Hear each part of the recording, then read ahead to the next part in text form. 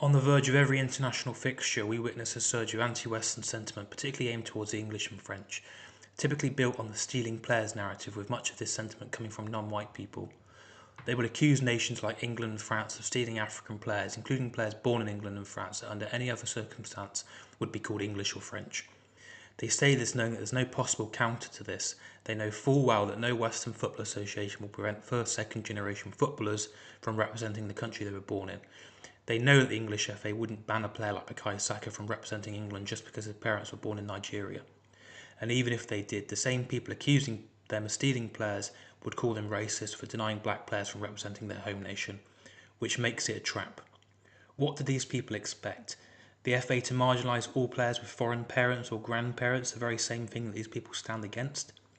It's no surprise that these nations are playing victim. They all have extremely poor development and coaching. Not a single African player became a superstar off the experience gained in Africa. It was always a European club that shaped them. Until these African nations focus on developing players born in their countries, with their own staff, infrastructure and investment, this won't change. They will forever be stuck in this lazy mindset of sending every ounce of talent to England or Europe to be developed. I don't believe it will change. Morocco got to a World Cup semi-final thanks to a squad developed by Europe. These nations have had decades to build their league, select squads of homegrown talent, but they haven't budged. You see it in other sports, England rugby, they're not picking players that are moving to France. They're trying to keep players playing in England. That is what these nations could be doing. But Morocco is taking full advantage of their geographical location, a swim from Europe.